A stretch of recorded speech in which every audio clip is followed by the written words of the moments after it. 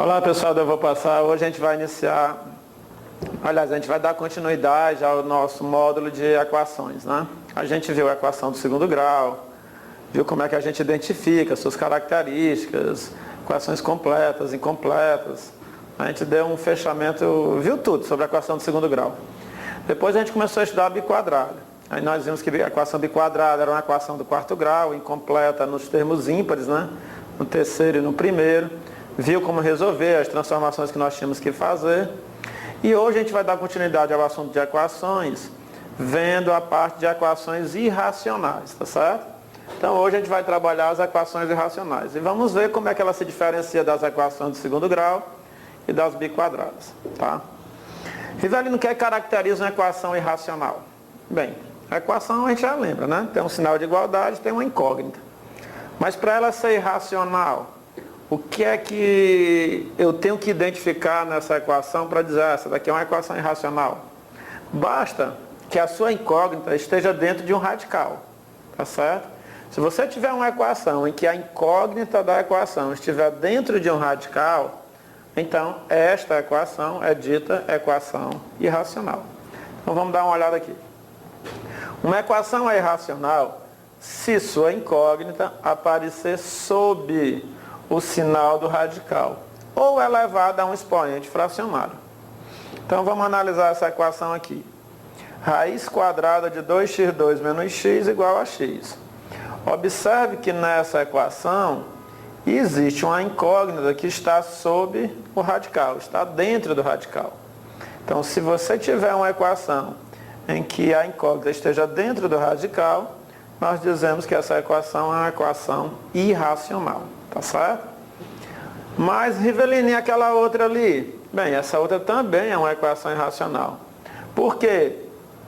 Porque a incógnita está elevada a um expoente fracionário.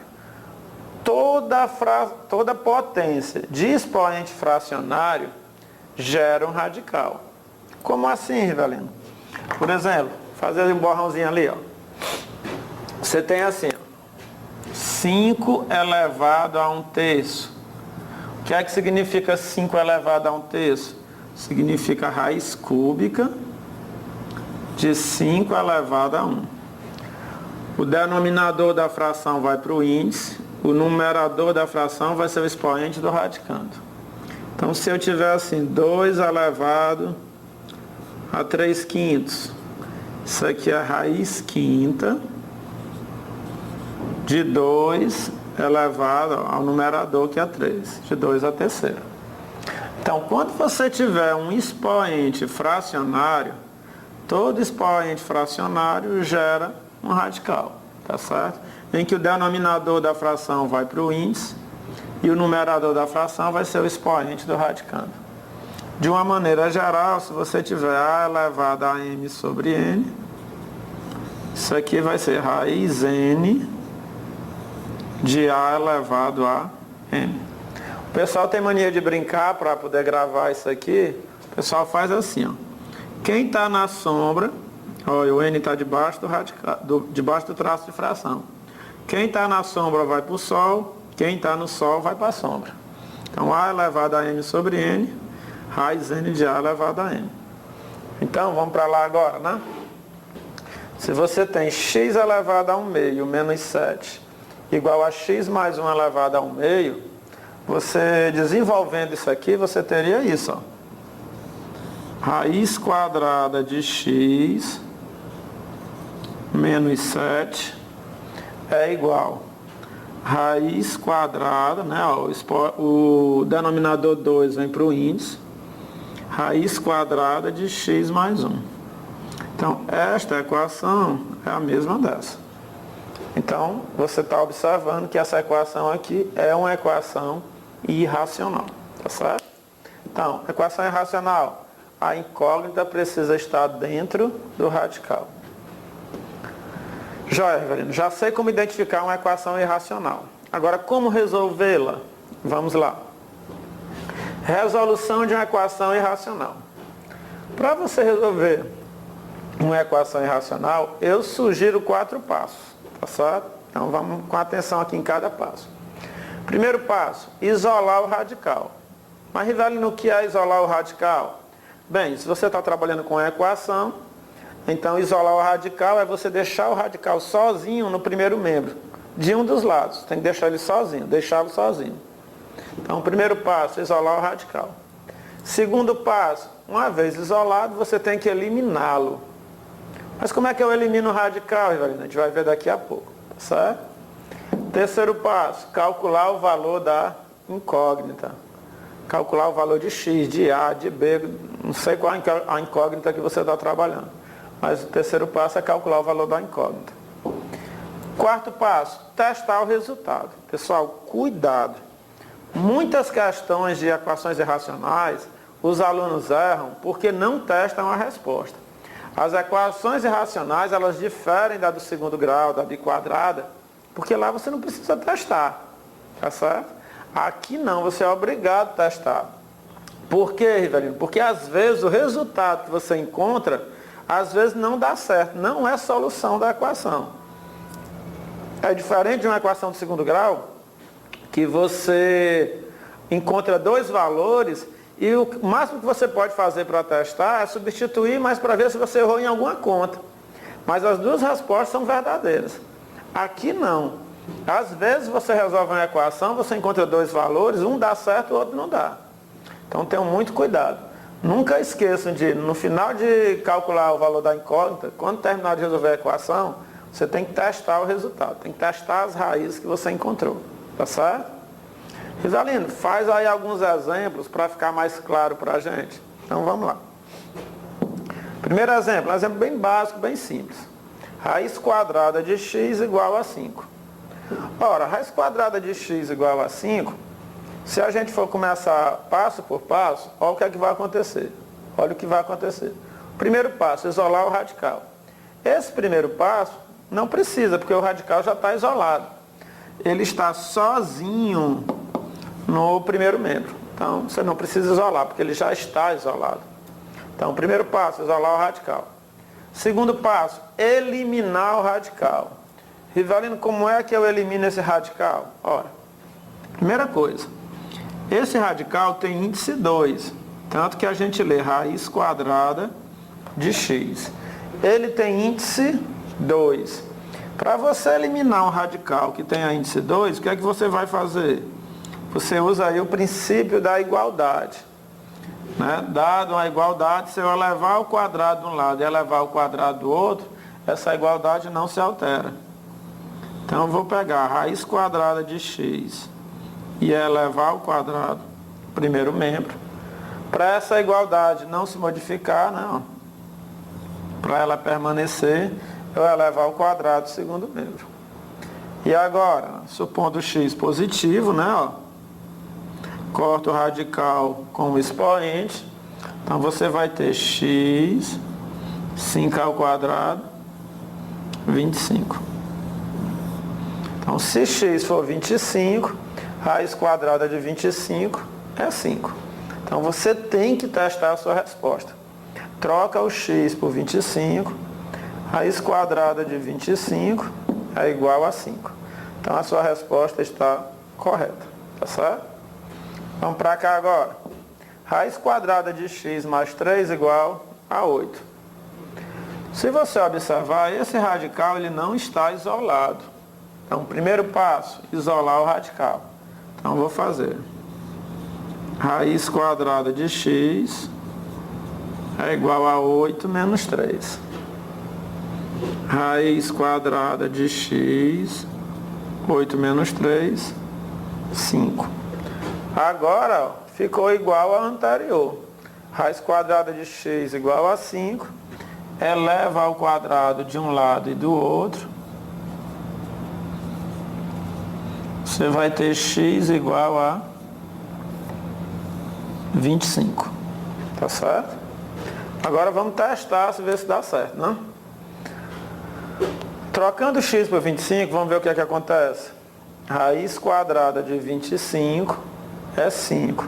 5 mais 3, 8. Então, x igual a 25 é a solução. Tá certo? A, B, C. Vamos lá. Item C. Raiz quadrada de 2x2 menos 1 igual a x. Esse problema é um daqueles exemplos que a gente viu lá no início, né? Ó, nosso primeiro exemplo, tá certo? Então bora lá. Raiz quadrada de 2x ao quadrado menos 1 igual a x. Primeiro passo, isolar o radical. Ora, o radical já está isolado, então não tem problema. Segundo passo, eliminar o radical. Como o expoente aqui é 2, ó, eu vou elevar o quadrado de um lado, 2x2 menos 1 ao quadrado, e vou elevar o quadrado do outro, x ao quadrado. Então, expoente igual ao índice, você simplifica, né? Ó, fica 2x2 menos 1 igual a x2. E agora, Rivelino, agora você resolve como se fosse uma equação normal. 2x2, passa o x2 para o lado de cá, menos x2 igual, menos 1 passa para lá, mais 1. 2x2 menos x2 dá x ao quadrado igual a 1. X igual a mais ou menos raiz quadrada de 1, né? Eu estou resolvendo uma equação do segundo grau. Então, mais ou menos raiz quadrada de 1 dá mais ou menos 1. Você encontrou dois valores para x. Você encontrou mais 1, você encontrou menos 1. Mas não quer dizer que o mais 1 e o menos 1 sejam solução daquela equação. Pode ser que o mais 1 seja e o menos 1 não seja. Pode ser que o menos 1 seja e o mais 1 não seja. Pode ser que nenhum dos dois sejam, tá certo? Não interessa. Agora, você é obrigado a testar. Então, vamos testar. Para x igual a 1. Para x igual a 1, olha como é que vai ficar a minha equação. Raiz quadrada de 2x2 menos 1 igual a x, vou trocar o x por 1. 1 ao quadrado é 1 vezes 2, 2. 2 menos 1, 1. Vai ficar raiz quadrada de 1 igual a 1. Raiz quadrada de 1 é 1, que é igual a 1. Então, verdadeiro. 1 é solução da minha equação. Rivelino, e agora? Vou testar o menos 1. Para x igual a menos 1. Como é que vai ficar? Raiz quadrada de 2x2 menos 1 igual a x. Onde tiver x, eu troco por menos 1.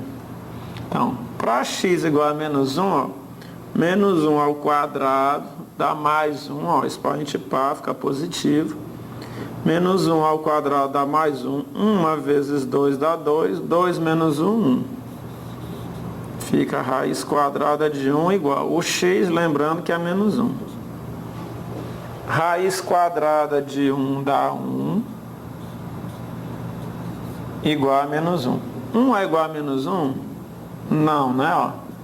Então, isso aqui é falso. Ou seja, nós testamos o mais 1, testamos o menos 1. O mais 1 deu certo, o menos 1 deu errado.